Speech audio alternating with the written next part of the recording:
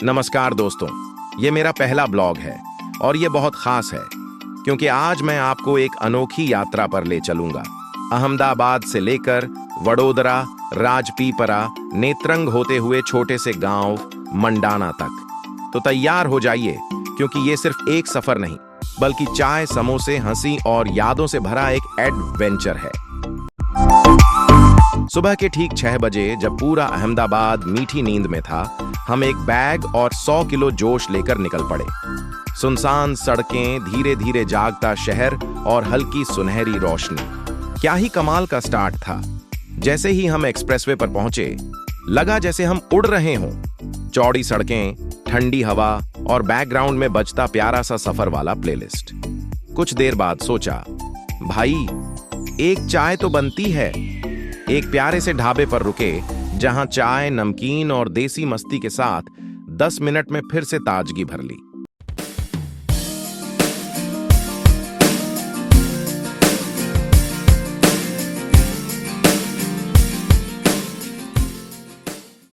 रास्ते में छोटे छोटे गांव दिखे जैसे कोई पुरानी हिंदी फिल्म का सीन हो।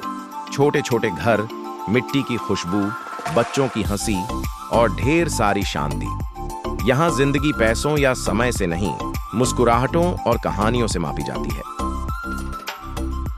अब हम राजपीपला की ओर बढ़ रहे थे, 100 किलोमीटर प्रति घंटा की रफ्तार से। खुली सड़कें, ठंडी हवा और दिल में बस एक ही फीलिंग, जिंदगी ना मिलेगी दोबारा।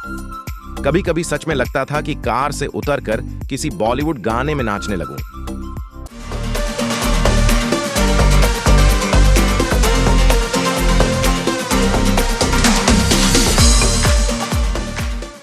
हंसते हुए रास्ते में एक छोटी सी दुकान दिखी, एकदम जादुई। अंदर गए तो ऐसा लगा जैसे किसी कहानी के पन्नों में घुस गए हों। दुकानदार अंकल ने हमसे ऐसा अपनापन दिखाया जैसे हम उनके पुराने दोस्त हों। समोसे, जलेबी और एक इतना बड़ा चाय का गिलास मिला कि मोबाइल भी डूब जाए उसमें। और उस समोसे का स्वाद, बस पूछिए मत। छोटे पैकेट में बड़ा धमाका। दोपहर हो गई थी लेकिन सफर का मजा और भी बढ़ गया। दोनों ओर ऊंचे ऊंचे पेड़, ठंडी हवा और बिल्कुल साफ सुथरी सड़कें। मन कर रहा था कि गाड़ी रोक दूं और वहीं बैठकर सुकून से जिंदगी के बारे में सोचूं।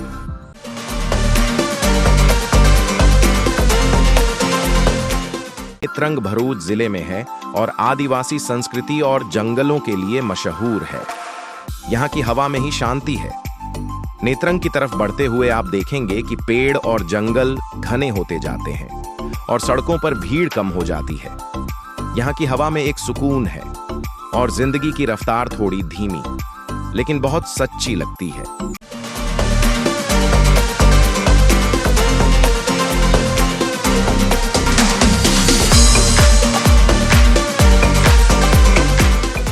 अब पहुंचे हम नेत्रंग, एक छोटा प्यारा शहर, हरियाली से भरा हुआ। भूख लग रही थी तो सोचा, चलो देसी खाना खाते हैं। यहाँ कोई फैंसी मेन्यू नहीं है, बस वही खाना जो घर जैसा लगे। ना एसी, ना वेटर, फिर भी यहाँ जो मिला वो हर होटल से बेहतर था। खाना भी और अपनापन भी। सब्जी और रोटी ऑर्डर की और यकीन मानिए उस खाने में जो प्यार और स्वाद था वो किसी 5 स्टार होटल में भी नहीं मिलेगा। अब हम अपनी मंजिल मंडाना की ओर बढ़ रहे थे।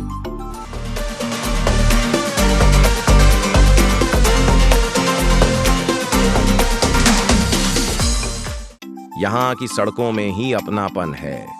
हर मोड़ पर एक नई कहानी मिलती है। रास्ते में मोर, भैंसे और क्रिकेट खेलते बच्चे हर तरफ दिख रहे थे। इतनी खूबसूरती थी कि दिल कर रहा था यहीं रुक जाऊं। आखिरकार हम पहुंचे मंडाना, छोटा सा गांव लेकिन दिल से बहुत बड़ा। गूगल मैप पर यह बड़ा नहीं दिखेगा लेकिन यहाँ की शांति और अपनापन किसी भी बड़े शहर से कहीं ज्यादा है। गांव पहुंचते ही एक शांति महसूस होती है। यहाँ ना कोई ट्रैफिक है, ना शोर, सिर्फ चिड़ियों की आवाज, खेतों की हरियाली और सादगी भरी जिंदगी। इन लोगों के पास भले ही शहर जैसी सुविधाएं ना हो लेकिन इनके पास वो दिल है जो हर मुसाफिर को अपना बना लेता है। ये सिखाते हैं कि खुश रहने के लिए बहुत कुछ चाहिए भी नहीं होता, यहाँ पंखा नहीं, पर हवा ठंडी लगती है। यहाँ टीवी नहीं, पर हर दीवार पर एक फिल्म चलती है। यहाँ के जानवर भी परिवार जैसे ही होते हैं। हर चीज में एक अपनापन है। यहाँ कोई बड़ी सुविधाएं नहीं हैं, पर जो शांति और अपनापन यहाँ मिलता है वो किसी शहर में नहीं मिलता। यहाँ मुर्गियां घर के सदस्य हैं, भैंसें घर का गौरव हैं और लोग दिल से स्वागत करते हैं। सच कहूं तो वापस जाने का मन ही नहीं कर रहा था। और आसमान में टिमटिमाते अनगिनत तारे। ऐसा लगता था मानो पूरी कायनात हमें देख रही हो। रात का नजारा बस लफ्जों से परे था। यहां घर को ताले लगाने की भी जरूरत नहीं। यहां तो लोग खुले आसमान के नीचे चैन की नींद लेते हैं। सुबह होने से पहले ही हम आंखें मलते उठ गए। थोड़ी ठंडी हवा, थोड़ा नीला आसमान, और हम निकल पड़े एक नई मंजिल की ओर, देव मोगरा माता के दरबार में। सुबह सुबह सड़क पर चलते हुए वो नजारे, क्या बताऊं। चारों तरफ हरियाली, शांत सड़कें और पेड़ों की खुशबू से महकता रास्ता। ऐसा एहसास जैसे हम किसी फिल्म के सेट पर चल रहे हों। जैसे ही हम देवमोगरा की पहाड़ियों के करीब पहुंचे, हवा में एक अलग ही ठहराव था। रास्ता अब थोड़ा चढ़ाई वाला हो गया, लेकिन हर मोड़ पर एक दैवीय ऊर्जा महसूस हो रही थी। आखिरकार मंदिर का प्रवेश द्वार दिखा, भव्य और दिल छू लेने वाला। यहां हर एक चेहरे पर आस्था की चमक थी, हर कदम में विश्वास। बाजार भी कुछ कम नहीं था। यहां सिर्फ चीजें ही नहीं, बल्कि यहां की मिट्टी की महक, फूलों की खुशबू और लोगों की मुस्कान भी बिकती थी। बाजार सिर्फ सामानों से नहीं, लोगों की मुस्कान, बच्चों की मस्ती और श्रद्धा से भरे चेहरों से सजी होती है। मंदिर के अंदर का नजारा दिल को छू लेने वाला था। माता रानी की मूर्ति के दर्शन करते ही मानो सारा थकान हवा हो गया। लोगों का भोला स्वभाव, उनकी मुस्कुराहटें, सब कुछ इतना अपनापन भरा लगा कि दिल भर आया। मंदिर के चारों ओर फैली हरियाली, ऊंचे पहाड़ और शीतल हवा, हर चीज में एक अलग सी जादू था। कुछ पल रुककर हमने उन यादों को दिल में समेटा और फिर निकल पड़े अगली मंजिल की ओर।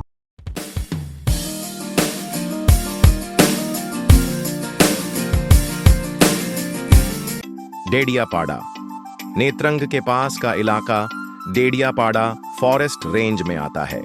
एक प्राकृतिक जैव विविधता वाला इलाका जहां आज भी पारंपरिक जीवन जिया जाता है। यह इलाका अपने आप में एक कहानी है। यहाँ का बाजार भीड़ भरा, रंग बिरंगा और जिंदगी से भरपूर। हर गली, हर मोड़ पर कुछ नया देखने को मिलता है। और इसी के साथ हमारा यह यादगार सफर भी अपने अंतिम पड़ाव पर पहुंच गया। एक ऐसा सफर जो न केवल आंखों से बल्कि दिल से भी देखा और महसूस किया गया। आज की इस यात्रा ने एक बात सिखाई कि असली सुंदरता बड़ी बड़ी इमारतों में नहीं, बल्कि उन छोटी जगहों में है जहां दिल से लोग मिलते हैं। अगर आपको ये व्लॉग पसंद आया हो तो एक लाइक जरूर दीजिए। नीचे कमेंट करके बताइए कि आपको सबसे अच्छा क्या लगा, और चैनल को सब्सक्राइब करना मत भूलिए। अगली बार फिर मिलेंगे एक नई जगह, नई कहानी और नए सफर के साथ। तब तक सादगी में सुंदरता खोजिए। सूरज तो डूब गया, पर ये यादें हमेशा चमकती रहेंगी। सफर पूरा नहीं हुआ,